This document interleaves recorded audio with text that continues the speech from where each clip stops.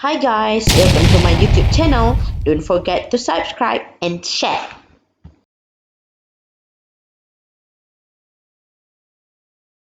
Mitosis have 4 stages. Siapa yang tak mampu ingat, luku pala. Kena ingat ikut dia punya susunan. Tak boleh, madam, okey saya ingat.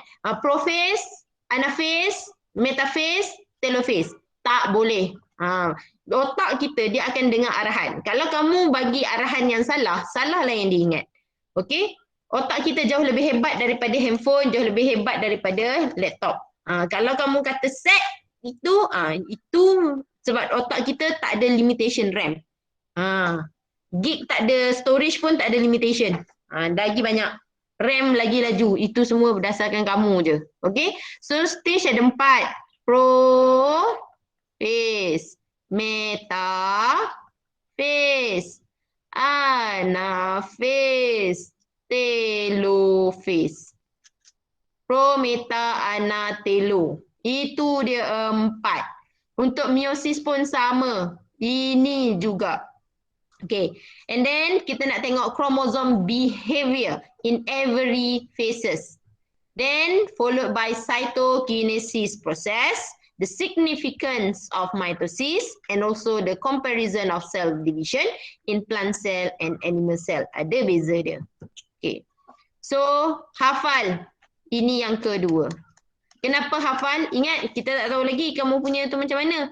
Kalau multiple choice pun, dia bagi, what is mitosis? A, B, C, D. Kamu tak hafal, jenuh juga. Yang paling kena hafal apa? Yang warna merah tu je. Yang lain kamu boleh buat.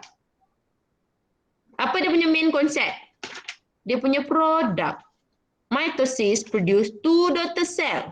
And then the chromosome number of daughter cell is same as parent cell. Dua konsep ini kena ada dalam kepala kamu. Apa tu mitosis? Mitosis is nuclear division. Sebab apa? Dia adalah jenis karyokinesis. Ingat tak karyokinesis tadi kita ada mitosis dengan meiosis.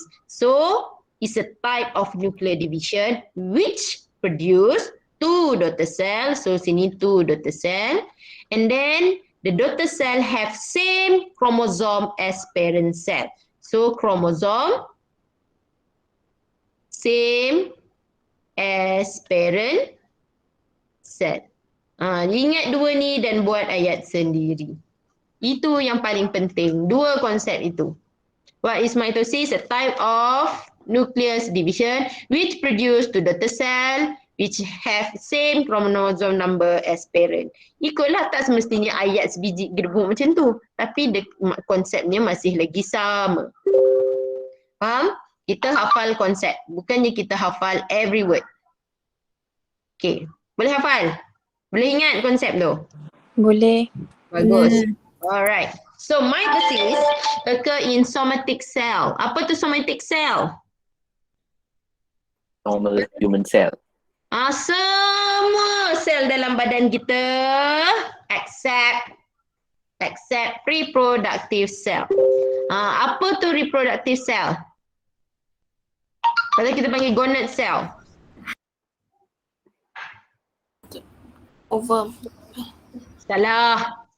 Ovum adalah proses dah. Ovum adalah product of meiosis. So dia tak akan buat pun. Dia tak buat cell division ovum. Reproductive cell ataupun kita panggil reproductive cell lah. Siapa pernah dengar istilah spermatogonium, oogonium? Nah. Dua jenis makhluk sel tu saja yang tak buat mitosis. Tapi dia buat juga, dia tak buat mitosis pula. Dia pun buat mitosis. Yang tak buat mitosis ni nanti kita akan belajar detail waktu reproduction. Okay? So, tapi nak kata lebih mudah, okay, mitosis ni occur in somatic cell. And then the daughter cell tadi kita dah tahu have same chromosome number as parent cell.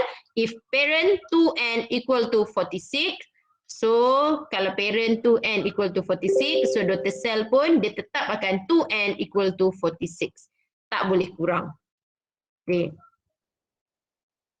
So ini siapa tak ingat tadi ketuk kepala. Ini tak apa. Kita nak tengok one by one. Okay.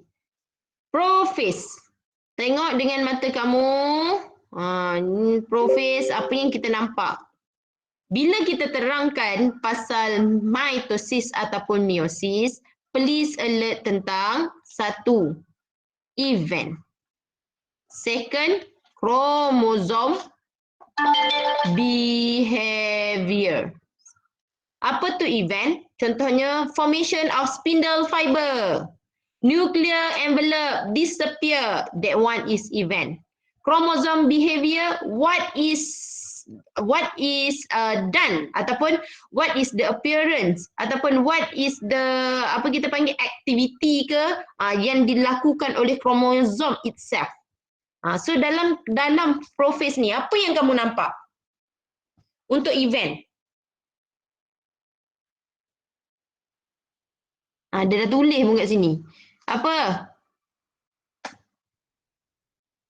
Nampak tak? Nucleolus disappear. Nucleolus ni ingat tak apa benda? Kita ada nuklear.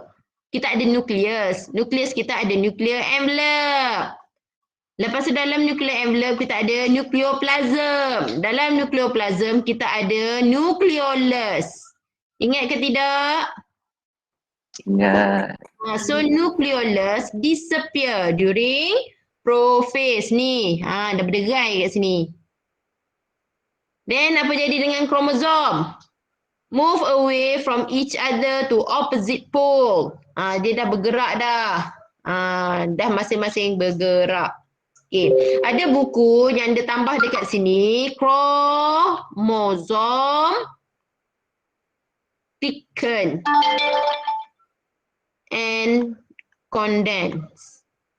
Kenapa kromosom thick and condense? Sebab waktu G1S, G2 dia dalam keadaan kromatin, halus, invisible under macam dia dalam keadaan invisible. Apa dia? Tu apa benda yang lukis tu ke? Sekejap.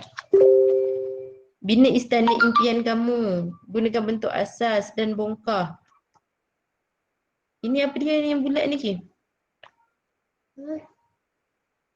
Ini gunalah. Guna pembaris. Tak nak padam balik. Tak cantik. Ini pun ini guna pembaris. Guna pembaris. Guna pembaris cepat. Okey, kat mana saya tadi ya? Pula dah. Okey, sebabnya dia dalam keadaan kromatin. Kromatin tadi dah kata thread-like structure, so dia invisible. Under microscope pun tak apa nak nampak, kecuali mikroskop tu power. Tapi waktu prophase dia dah condense dan thick. Jadi kita boleh nampak appearance dia. Boleh faham? Dan apa lagi yang kamu nampak? Saya dah kata bio ni bukan word. Bio ni kita tengok juga. Apa menatang ni? Ni ester. So ni apa? Spindle fiber. Betul tak? Betul. Jadi cuba kamu buat pasal event 2 point, event 2 point, and then pasal kromosom kamu buat 2 point, kromosom behavior. Dapat dah kat situ 4 point. Apa event? Mata kamu boleh nampak. Kamu boleh nampak dekat situ. Nucleolus disappear. Ini nuclear envelope disintegrate. Disintegrate tu apa? Maksudnya dia nak pecah dah ni. Nampak kan? Dia bukannya saja-saja buat tanda macam ni. Ni nak menunjukkan dia nak disintegrate, dia nak pecah, dia nak terurai. And then dari segi event yang lain, spindle fiber begin to form. Dapat dah kat situ. 3 point dah. And then kita tengok pula nucleus. Apa jadi dengan nucleus ni? Saya dah kata nucleus thick and condense sebab kita dah nampak dah dia. And then the nucleus start to move to opposite pole. Kat situ saja saya dah cerita 5 point. Take note. Okay. Then kita tengok pula prophase lagi. Ni sama juga. Nampak? Perlu ke hafal ni? Tak perlu. Gambar ni je kamu dah boleh digest apa yang jadi. Madam, kenapa kita gunakan istilah kromosom, madam, kat sini? Sini je kita pakai kromosom. Okay, boleh? Okay. Again, this is what happened during prophase. You can see that the nuclear envelope disintegrate, dia pecah kat sini, and then the spindle fiber forming, then the chromosome itself move to opposite pole. So ini dah late prophase. Late prophase. So look at this. Okay. This one is called spindle fiber. Okay, spindle fiber ni dia adalah microtubule. Okay, jadi bila kamu tengok kat sini, we have two types of microtubule. Atau kita panggil dua jenis. Okay. So kalau kamu nampak kinotoko. Apa tu pula kinotoko? Okay. This is chromosome. This is centromere. At the centromere ada two structure. Inilah namanya kinotoko. Attachment site for spindle fiber ataupun attachment site for microtubule. Okay, this is chromosome. This is the centromere. So at the centromere has another one small structure called kinotoko. This kinotoko is attachment site for microtubule ataupun yang kita panggil tadi sebagai spindle fiber. So, if the spindle fiber form, kita akan ada dua jenis microtubule. Pertama, ini kalaulah microtubule ini attach dengan kinotoko, we call it as kinotoko microtubule. If the kinotoko not attached, if the microtubule is not attached to kinotoko, kita panggil dia sebagai kinotoko non-kinotoko microtubule. Faham? Non-kinotoko microtubule dia tak attach dengan kinotoko. Maksudnya dia tak akan attach dengan kromosom. Okay. So metaphase. Tadi late prophase. Now metaphase. Tengok gambar ni. Digest the diagram. Come out with event. Satu event. And then come out with the chromosome behavior. Satu. Nampak event dia apa?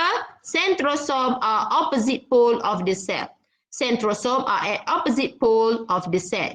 Maksudnya centrosome ini dia dah berada di opposite pole, di kutub yang berbeza.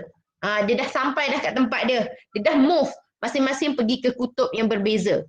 Okay? And then itu event. And then what is chromosome behavior? Nampak tak? Sister chromatid, the best word. Sister chromatid arrange at metaphase plate. Sister chromatid arrange at metaphase plate. Boleh dapat? Boleh. One event, one chromosome behavior. Event apa? Centrosome at opposite pole. Chromosome behavior. Sister chromatid align at opposite pole. Maksudnya dia dah berada betul-betul dekat tengah. Arrange at opposite pole pula. Arrange at metaphase plate. Okay, so anaphase. Daripada gambar ni, apa yang kamu boleh interpret? Satu, kamu boleh interpret event. Ini kamu nampak apa? Spindle fiber ataupun kita panggil microtubule tadi. Dia shorten. Dia memendek. Mula ni dia dalam keadaan panjang ni. Tapi sekarang ni dia dah memendek. So bila dia memendek, dia akan tertarik ke arah centrosome. Dia memendek ke arah centrosome. So bila dia memendek, kinotoko tadi duduk di bahagian kiri dan kanan centromere. Ingat tak? Kinotoko tadi duduk di arah kiri dan kanan. So kawan ni tarik. Kawan ni tarik. So what happened to centromere? Centromere split. So for chromosome behavior, centromere split and then sister chromatid separate. So sister chromatid dah berpisah. Gunakan ayat yang betul. Event tadi kita dah nampak. Kinetokore microtubule shorten. So centromere split. Centromere move first. Sister chromatid separate and move apart ataupun move towards opposite pole. Okay. Each chromatid now is considered as one chromosome. So, nampak tak kat sini? Pada asalnya. Ya Allah. Macam mana nak back ni? Tak apalah. Okay. Pada asalnya tadi, waktu metaphase. Lebih kurang lah ya. Okay. Ada berapa kromosom waktu metaphase? Apa yang gigih sangat saya lukis-lukis? Apa? Ni berapa kromosom? 4. Pandai. Macam mana kita nak kira kromosom? Kira sentromere. Kira kromosom adalah kira sentromere. 1, 2, 3, 4. So 2n equal to 4. Now, since centromere split, how many chromosomes shown in this diagram during anaphase?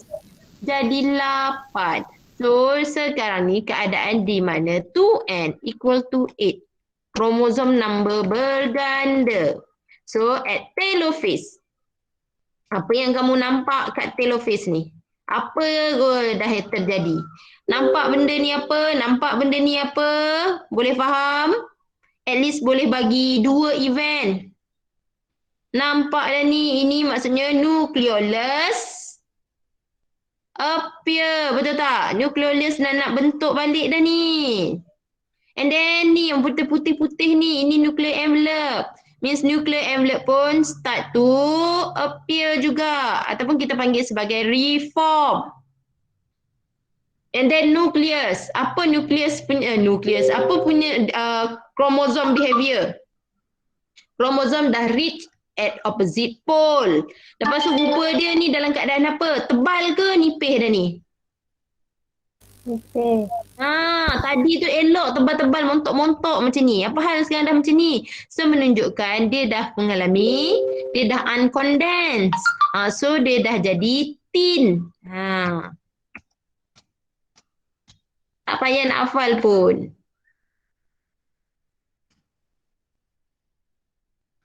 Nampak? Mata tu penting.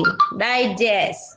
Okay, so chromosome reach at respective pole, nuclear envelope reform, so chromatid uncoil and lengthen, become invisible. So itu yang berlaku. Okay. Okay. So kita boleh nampak sini spindle fiber ada tak lagi? Dah tak ada. Nucleoli, bukan nucleoli gunakan nucleolus reappear. Dah ada balik. So now the mitosis ended means apa yang kita dapat kat sini? 2 daughter nucleus. 2 daughter nucleus ni pun kita panggil sebagai daughter cell. Boleh dapat? Boleh. Two different nucleus, so kita dah dapat 2 daughter cell. So bila kata 2 daughter cell, dah tercapai belum matlamat mitosis? Dah. Then apa lagi matlamat mitosis? Ingat tadi 2 konsep? Dapatkan 2 daughter cell. Dah dapat belum 2 nukleus? Dah. Dapat. Okey, apa lagi matlamat dia lagi satu tadi? Same chromosome number as parent. Sekarang ni parent dia tadi ada berapa kromosom? Tengok balik waktu prophase. 1 sebenarnya, 2, 3, 4. Boleh dapat tak? Boleh. Ada 4 kromosom. Now kita tengok. After telophase conducted, ada berapa kromosom for each daughter cell? 1, 2, 3, 4. 1, 2, 3, 4. So 1 sama tak macam parent? Sama. Sama. So maksudnya kita dah capai misi, kita dah dapatkan 2 daughter cell and then chromosome number pun dah sama macam parent. So selesailah mitosis, selesailah karyokinesis. Then followed by cytokinesis. So cytokinesis tadi pun awal pun saya dah cakap dah apa dia punya konsep. In animal cell involve apa? Formation of cleavage furrow. Apa tu cleavage furrow? Is a contractile ring of actin microfilaments associated with myosin. Apa tu actin dengan myosin? Ini semua adalah type of microfilament yang juga melibatkan muscle. Dia muscle sebenarnya. Dia muscle pula dah. Dia adalah protein. Okey? Yang juga ada dalam kita punya muscle. So the actin microfilament interact with the myosin causing the ring to contract. So nanti dia akan ada interaction, dia akan slide to each other. So dia akan menyebabkan berlakunya contraction atau kita panggil sebagai pengecutan. So bila dia kecut itulah nanti dia akan pinch off kepada 2. Cleavage furrow deepens, maksudnya dia akan semakin apa?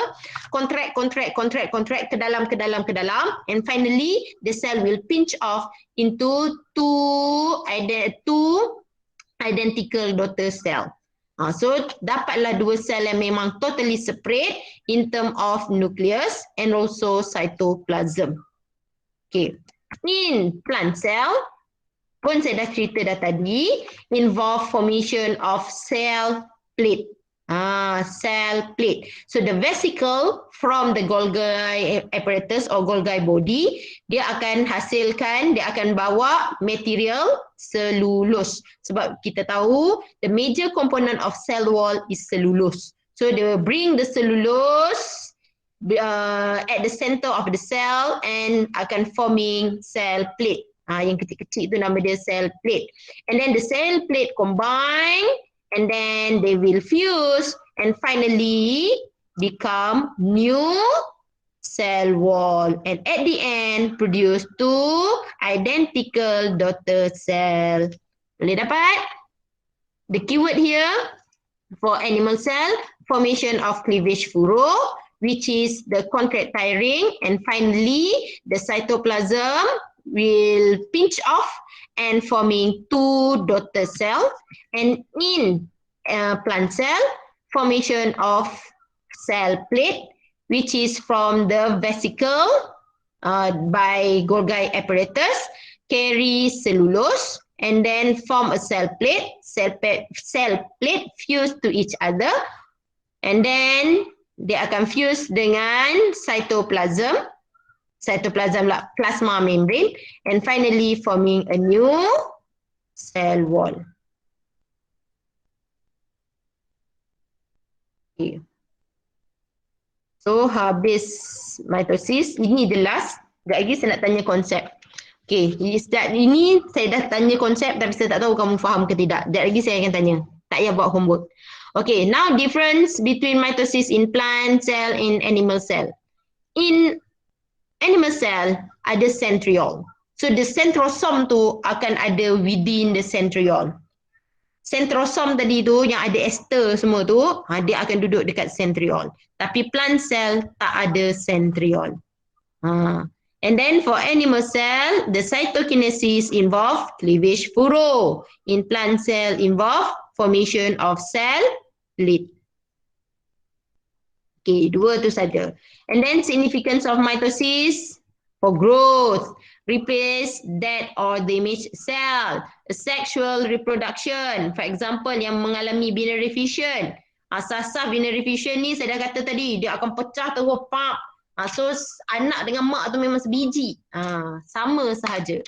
So genetic stability untuk memastikan kromosom kita maintain. Kalau mak tu 46, kromosom anak pun 46. Kalau dah sel awal-awal tu kita punya skin cell 46 kromosom, so the new skin cell pun tetap 46 kromosom. New skin cell tetap 46 kromosom. Sel ni dah mati, sel ni pula yang akan buat cell division. Tetap dihasilkan new skin cell yang ada 46 kromosom. Itu maksud dia genetic stability. And for regeneration, for example, starfish, lizard. Lizard kamu potong ekor dia boleh tumbuh balik tak? Boleh. So, itu menunjukkan regeneration. So, regeneration pun is conducted based on mitosis concept lah. New cell maksudnya dia macam growth tadi. Adalah untuk buat yang part yang baru. Okay, so settle about mitosis.